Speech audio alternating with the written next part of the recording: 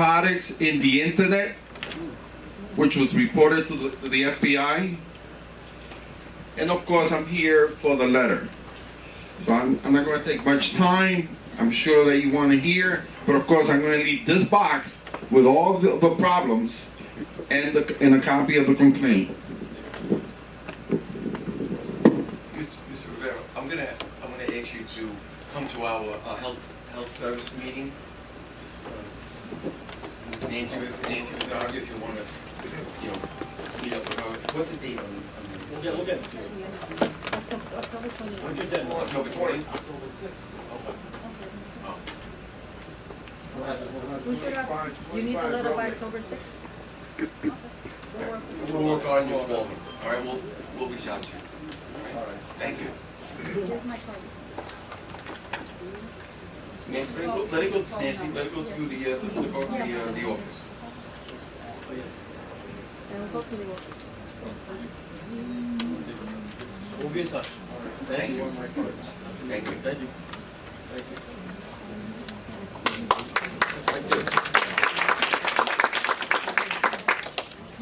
Jake Kuehl.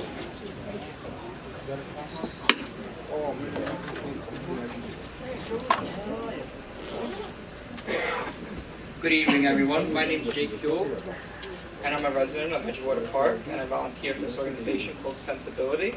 It's a financial literacy organization. And overall, I think New York City schools do a very good job at education, but I feel that they really lack financial literacy. So we learn about math, we learn about science, but we don't learn about credit cards, we don't learn about student loans, we don't learn about the difference between a Roth IRA, traditional IRA. And these are things that are very important, but they're not taught. So I would like to ask Bob if there's a way that I could partner with some kind of middle schools or high schools even. I'd love to have you at the youth committee. Okay. We'll let you know what that date is. Just leave your information with them. We'll definitely have you in, and we'll see what we can do about that. Financial literacy is something that we've talked about in the past, and it's certainly very important.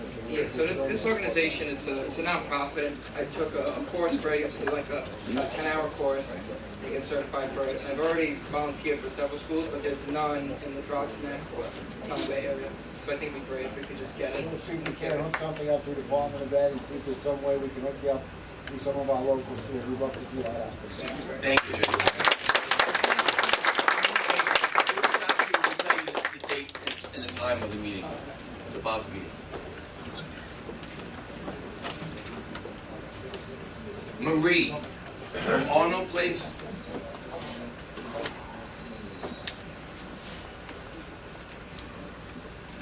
Hi, I'm just a mom and a parent. I have a couple of daughters.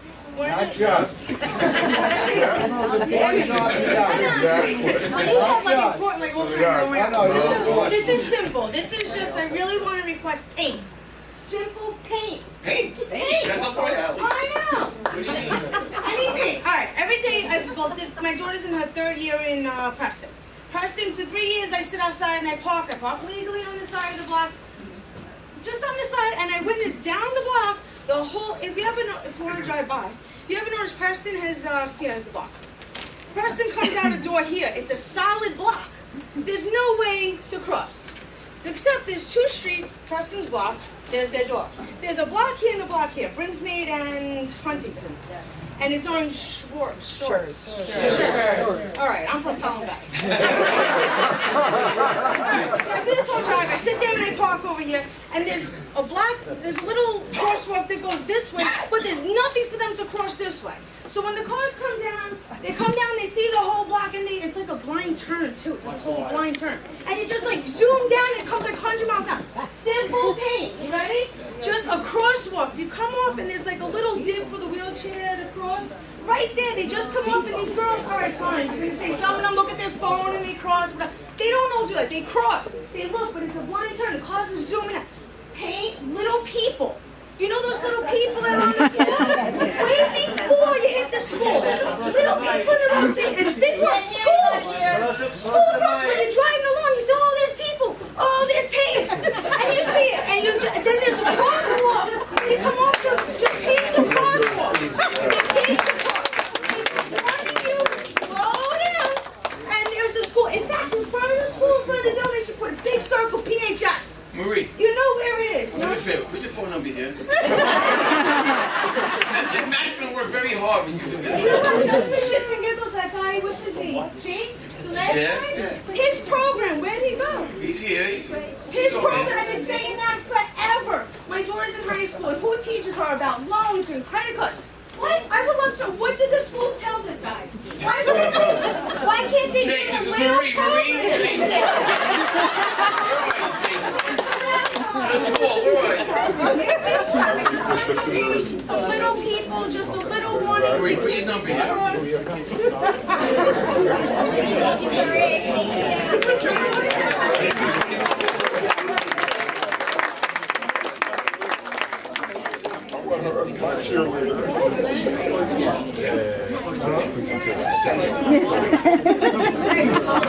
want little people too. No, you can't just meet him, it's too much.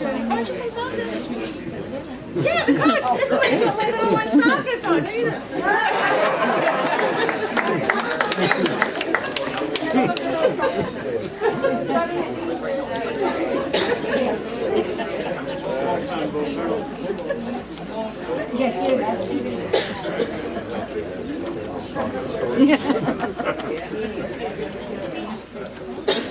Michael Fernandez and Anthony Carbone. Just remember, guys, 3 minutes. Thank you. Short and sweet. I'm Anthony Carbone, this is Michael Fernandez, and we're from 2800 Bruckner Boulevard. And, you know, I'd like That's to, been causing all the uproar. I'd like to just kind of open with an apology for the lack of transparency. I think, you know, the first, initial phases were, we didn't do a good job of communicating what was going to be there. We've since come to try to change that, right? We've worked over the past kind of, I would say, probably 3 weeks to a month with some of your very vocal community advocates, and rightfully so, on what's going to be in the building and what we're doing there. And I think some of the points that we want to stress is some of the points that weren't initially true. The facility is not going to be a homeless shelter. It is not going to be a detox center. It is not going to have any sort of, chemical rehabilitation or anything like that in the facility. What's going on, and a lot of this is some newer stuff that through negotiations with some of the people in this room, negotiations that have been positive. Some things that were initially going to go in there are not the case, and what we've actually since done was focus on some of the things that were going in there, right? One of the big things that we're doing, and we've since doubled the space, is the sensory gym. The sensory gym is going to be, for kind of early stage or early age autistic children, right? Something where we have 2 schools in the neighborhood, and because of kind of feedback that we've gotten from the neighborhood, it was, hey, this is something that we can use, right? So the initial plan for the building was about 1,200 square feet as a sensory gym. We've since more than doubled that to About 2,000. over 2,000 square feet that will be purely dedicated to the sensory gym. Some of the other things that we're doing in the building, and Michael can kind of elaborate on some more of the programs that we're doing, but we're doing a lot more educational, vocational services, right? And Michael, you can take kind of some of the things that we're doing with veterans. Yeah, so we, one of the vocational courses that we have is a course where we train vets how to work with vets that are struggling with PTSD or struggling with reintegration from coming home from service. We have an OSHA safety course that we're doing. There is about 9 other construction safety courses that are going to be scaffolding, a couple other things like that. A course for peer advocacy, which the hospitals now are pretty much mandated to use. So we'll be having certification courses for that. We're also going to have a hyperbaric chamber. We're going to have physicians, chiropractor, dentists, behavioral health. Pretty much you name it, it's going to be there. We wanted a full wellness center for the community to use. We're also a member of a pretty large network of doctors, so we get a lot of Mr. Carbone, referrals. you have 30 more seconds, right? So, it'll be used for that, but we put together a few packets, we're gonna leave them in the back, we'll give some to the board members, and it explains a little bit more. And also, if you guys have questions, you can come by. We're pretty easy guys to speak to, we're there all the time, we're on site. We're actually having a bunch of maintenance done to the building right now, it's getting fully repainted, carpentry all getting redone. We're working with a lot of the tenants, with different services that we're doing with them. So kind of working back and forth. So we have an open door policy. If you guys have questions, come there. You know, I know there's a trust factor right now, so if come there, see it for yourself. So, I mean, I think, what we want to leave you with is, we've heard the community.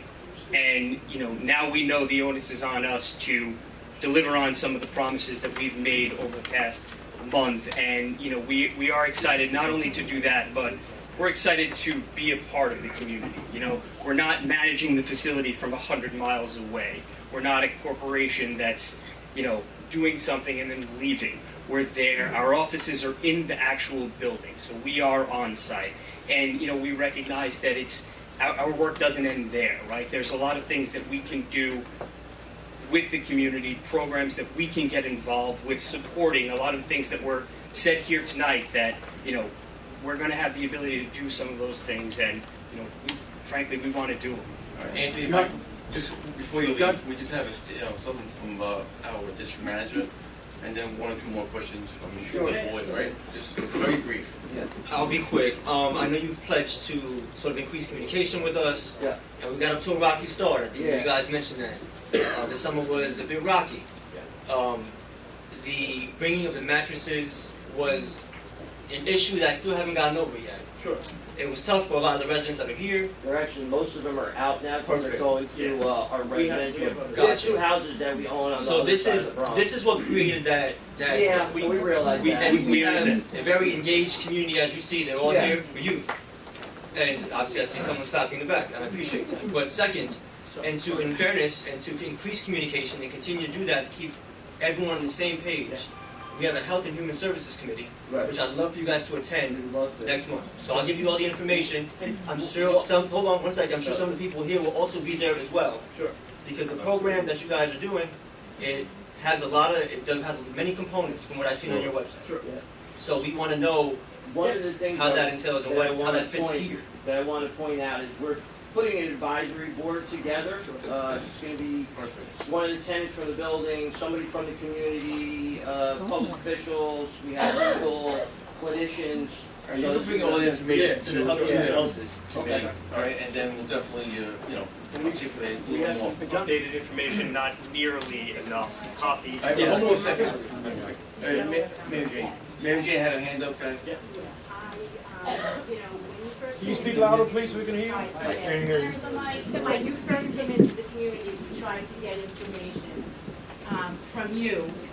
It was very difficult to do, but the information that we did get from you, we researched, and we didn't find a corroboration between what you were saying and what we were researching. So I went on your website, and I found the same information on a website called Beeson Wellness.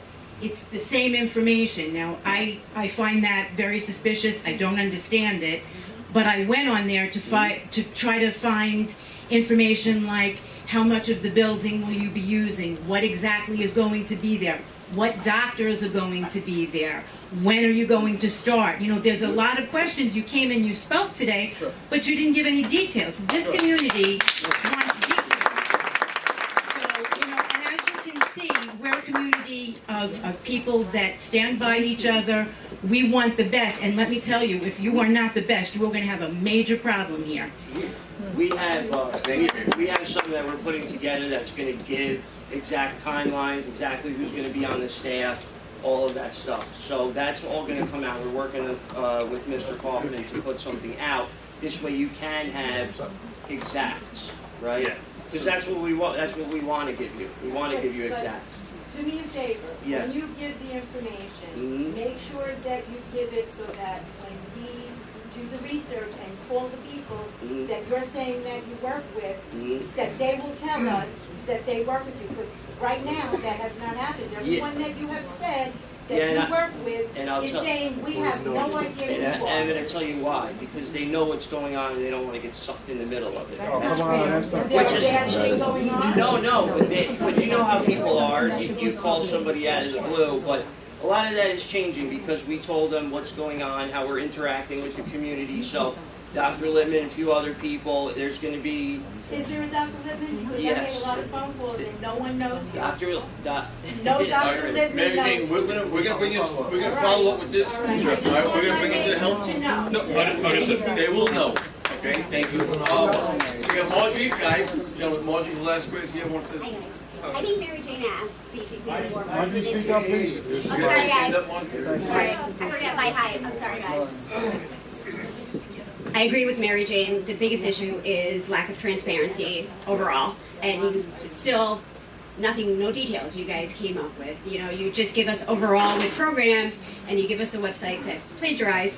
And so I think what we really need is hopefully when you come into the meeting that you do clarify timeline, details, and if you give us a doctor's name, that they be present, because we really need some serious validators for our community, for our neighbors. I think that we definitely Tony Salabini. Can you just come up and take the mic, Tony? I have, actually, the gentleman that's gonna be running the facility is Dr. Gilbert Calcagno. He's from the local community, but, he'll be actually overseeing the He'll be day-to-day there. operations. But we're gonna put something together for you guys so you know exactly who's there, who's in charge. Clinical supervisor is gonna be Clarence Duncan. We'll give you all the names and all their titles, so. When? Yeah, they will be. Tony Salabini. Guys, make this quick, guys, so we have a lot. Yeah, sorry guys, real quick. If you can tell us where the money's coming from, or maybe you need to be more forthcoming from where the money's coming from. Because you've named multiple funding streams. Autism, everyone goes, oh, autism. That's the state. What about a hyperbaric chamber? That's like the fire department. You bring scuba divers in there or what? No, We really need to know the multiple funding streams, where the money's coming from. So funding or income? Income? Both. What do you charge for the course? Yeah, that's all gonna be And- public. Personally, for me, any services you provide to veterans is going to be watched by me very closely. There you Sure. go. No, That's fine. I have a couple of my guys that just came over from the VA. I'm a vet. I mean, this is something that we've been doing for a while. Our business started outside of the city, okay? We've been doing housing for vets, people with special needs for about 6 years now. And we're expanding on what we're doing, things that we're offering. Actually, a few of the folks from the local, I guess, the Thriving Strong Group, they're actually going to be coming with us to check out a few of our other properties. So anybody else is welcome to come as well. I don't, All right, moving on. All right, thank you, guys. So we'll definitely reach out to you, tell you the time Okay. and the date of the meeting, right? All right, thank you. guys. Thank you, everybody. John Speedy.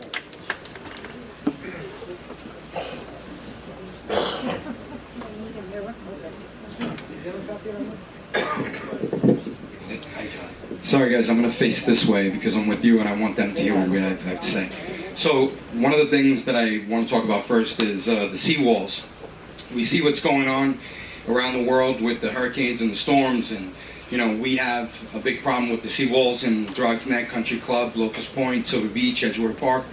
You know, we were promised last year around July by Councilman Baca and by Congressman Crowley that they were going to allocate $1.5 million to the seawalls.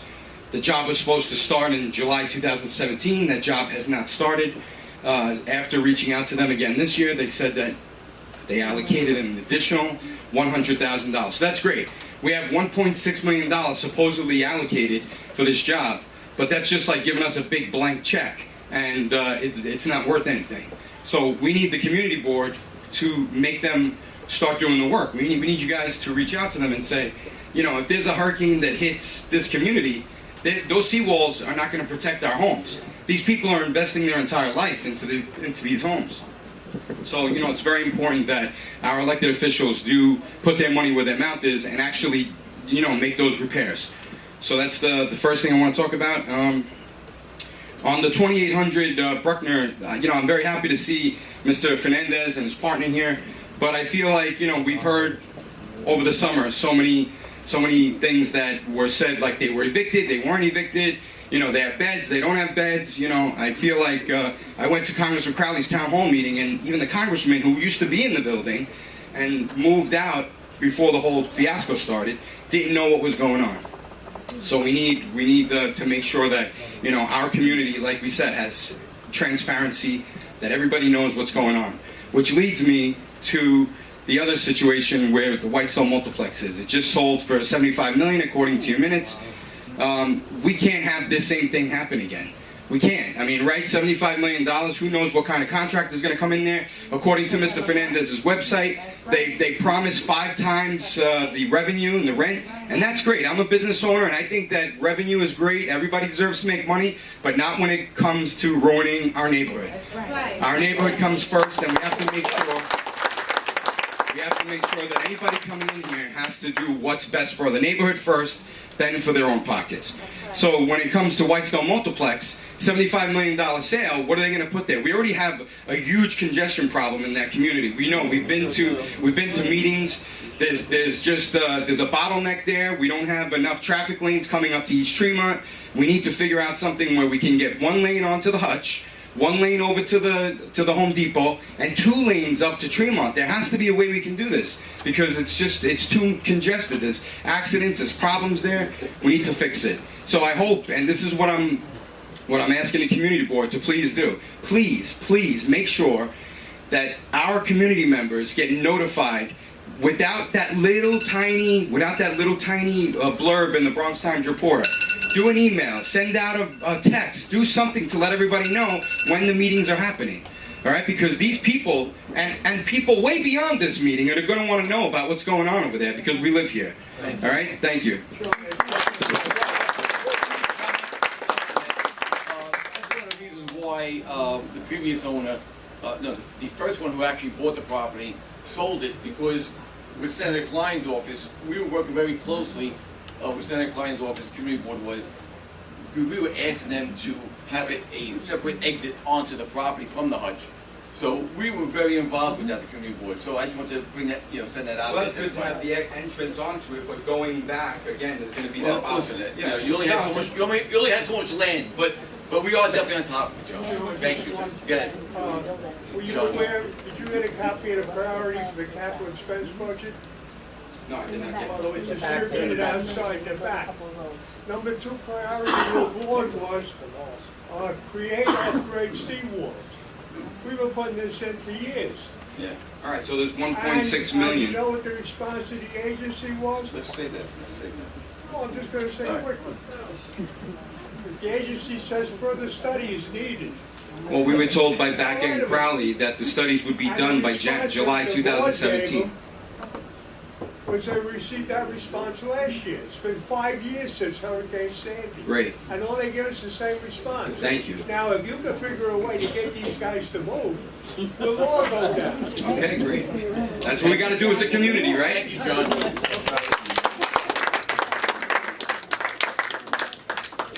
Dorothy Poggi, come on up.